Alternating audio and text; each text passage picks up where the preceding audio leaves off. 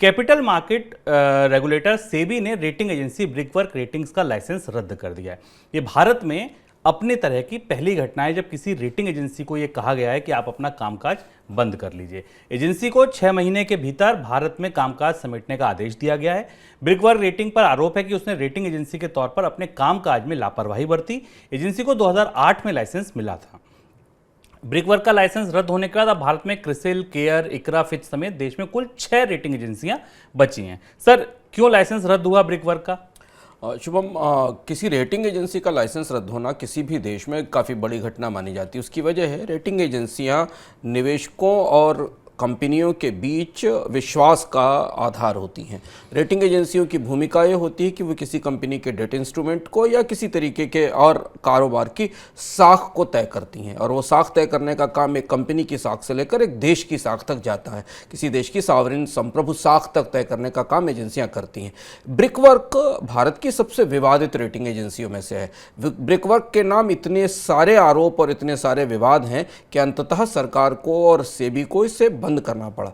अगर आप शुरुआत से देखें तो सबसे पहले भूषण स्टील का विवाद आया, जिसमें भूषण स्टील डिफ़ॉल्ट हुआ और उसमें बैंकों का बड़ा पैसा डूबा। ब्रिकवर्क ने उसको अच्छी रेटिंग दी थी, यानी ब्रिकवर्क ने सही नहीं बताया निवेशकों की कंपनी कर्ज चुकाने में असफल हो जाएगी। वो इसके डिवेंचर्स को लेकर रेटिंग की बात थी। इसके बाद गायत्री प्रोजेक्ट्स जो डिफ़ॉल्ट हो गई, लेकिन रेटिंग एजेंसी ने ये नहीं बताया कि सही रेटिंग की जाएगी। ठीक इसी तरीके का काम ब्रिकवर्क रेटिंग ने एसएल ग्रुप के साथ भी किया था। जब आईएलएफएस और देवान हाउसिंग का कोलैप्स हुआ था 2018 में और ये दोनों बड़ी एनबीएफसी कंपनियां डूबी थीं, उसके बाद भारत के नियामकों की आंखें खुली थी और उन्होंने भारत में रेटिंग के कारोबार में और रेटिंग के कामकाज को लेकर कई सारे नियम जारी किए थे। और 3-4 सालों में भारत में रेटिंग एजेंसियों को काफ़ी सख्ती से काम करने के लिए कहा गया। उन्हें नए आदेश दिए गए जिसमें उन्हें यह तक बताना होगा कि कोई कंपनी कब तक डिफ़ॉल्ट हो सकती है।